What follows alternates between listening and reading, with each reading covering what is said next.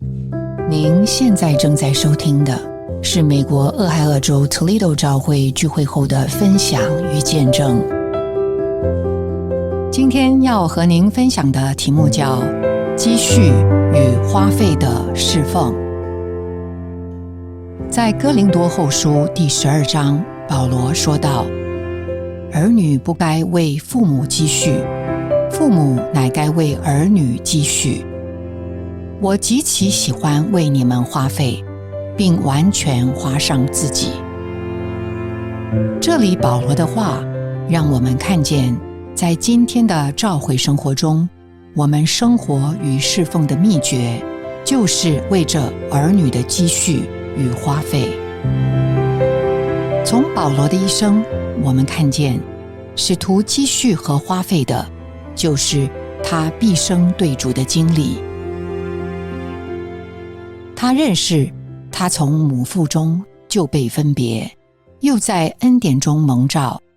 他在大马色的路上遇见了天地的主，基督身体的头，教会的元首。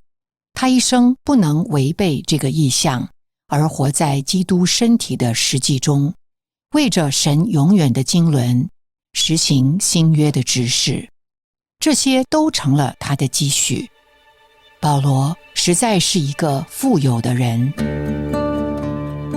他不仅满有动力的积蓄，更满了目的的花费。许多人也许羡慕他的富有，却不曾想过他积蓄的动力和目的是什么。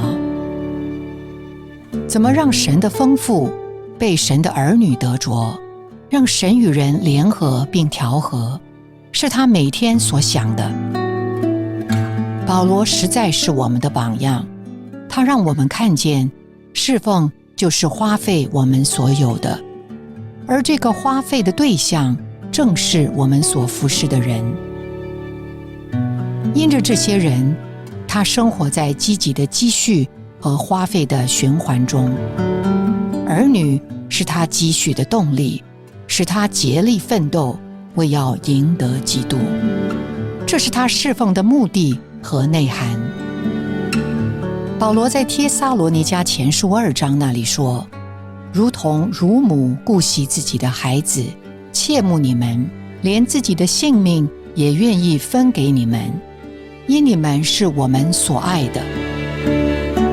这2节经文再一次说出了保罗花费的对象与性质是确定的，是清楚的，就是向着所有在神家里的亲人、属灵的儿女，花上自己一切的积蓄，甚至花上性命。就像基督为着罪人，将自己毫无保留地给了我们，成为我们领受的救恩。这是我们积蓄的开始。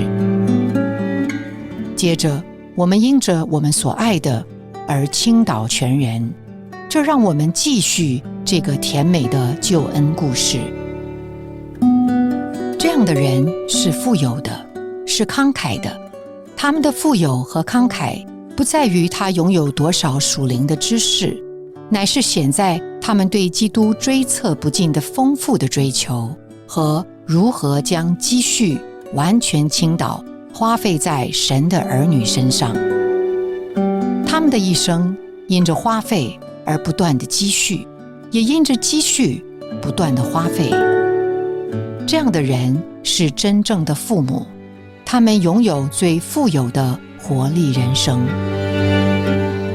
儿女不是缠累和重担，而是我们侍奉的动力、积蓄和花费的原因。这样的为儿女积蓄、为儿女花费，是一切侍奉者的特权。那日，儿女要成为我们的冠冕和荣耀的奖赏。